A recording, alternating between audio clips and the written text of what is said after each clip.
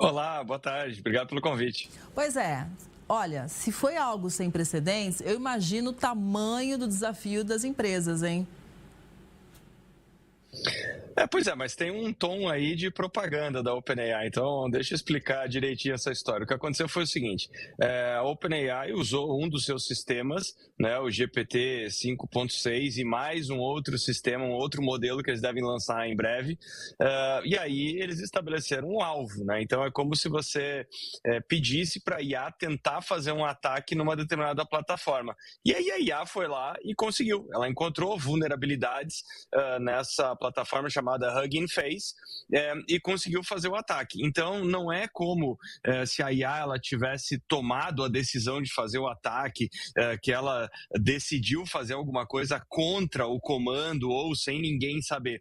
A OpenAI ela estava testando o seu modelo. Então, fazendo um paralelo aqui com o mundo real, é o equivalente a se você tivesse um robô humanoide e você pedisse para ele, olha, será que você consegue entrar naquele prédio? Você consegue entrar naquela casa? E o robô conseguiu.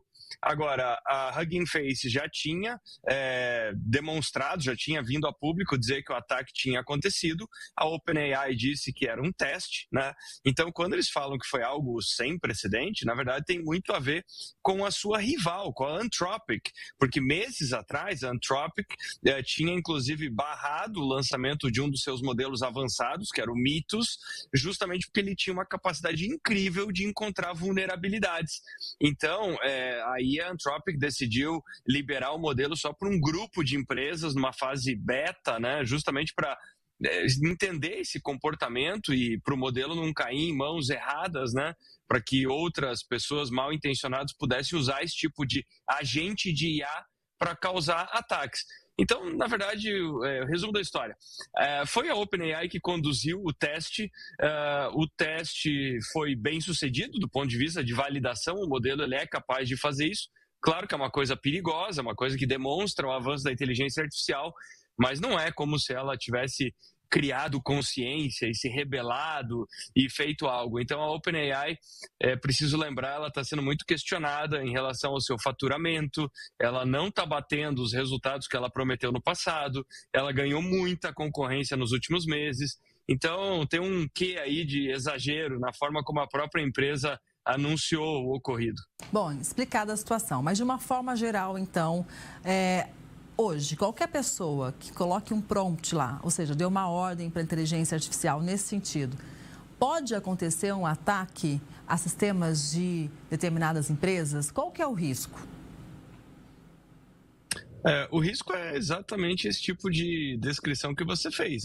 Então, a pessoa ela pode usar modelos para orquestrar ataques, especialmente com essa IA agêntica. Só para explicar muito rapidamente qual que é a diferença. Quando alguém vai lá e usa o ChatGPT, usa o Claude, a pessoa pede alguma coisa, por exemplo, uma imagem, um texto, e ela tem uma resposta.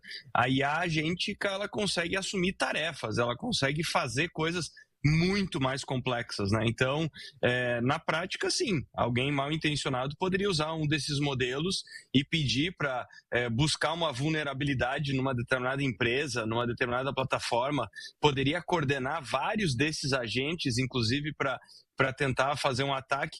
E é por isso que as empresas de cibersegurança estão se preparando para isso, né? Estão preparando os seus sistemas para ataques que não são feitos por humanos, mas ataques feitos por agentes de IA.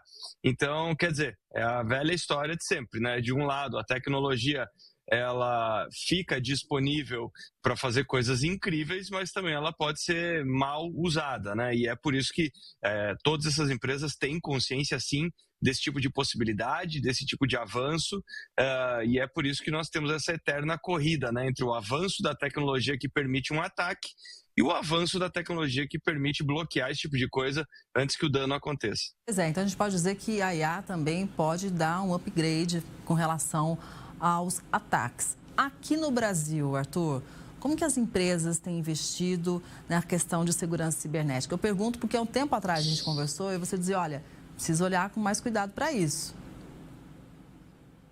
Não, claro, tá no topo da prioridade de muitas empresas, mas eu te diria que é um terreno altamente desnivelado, né? O que eu quero dizer com isso? Tem empresas que são case mundial de segurança, então investem muito, fazem muitos testes, contam com plataformas avançadíssimas, inclusive com IA.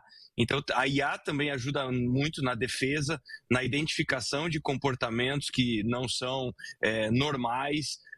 Hoje a IA ela é utilizada até mesmo para identificar a engenharia social, que é um ponto de fragilidade. O que é a engenharia social? Justamente ao invés de você tentar encontrar uma brecha tecnológica, você enganar um colaborador. Então, chega lá um e-mail dizendo que, por exemplo, olha, aqui é a equipe de TI e nós estamos fazendo o reset da sua senha. E, na verdade, pode ser uma IA. Então, hoje tem IA que consegue identificar ataque feito por IA também. Mas por que eu disse que é um terreno desnivelado? Porque tem empresas que dão muita atenção, sabem que não é só uma questão de lei geral de proteção de dados, não é só uma questão de multas, mas é uma questão reputacional muito grave, né? Então, pode levar literalmente negócios a problemas, a crises, né, muito graves e até mesmo indisponibilidade do seu serviço. Então, agora, ao mesmo tempo, tem outras empresas que têm uma proteção substancialmente mais frágil. Arthur, muito obrigada, viu, pela explicação. É importante, né, a gente esclarecer esses assuntos ligados à tecnologia, porque está ligado na vida de todo mundo hoje em dia, né? Está todo mundo conectado, todo mundo usa sistemas e também inteligência artificial. Muito obrigada para você, até a próxima. Obrigado, boa tarde. Até a próxima. Boa tarde, até.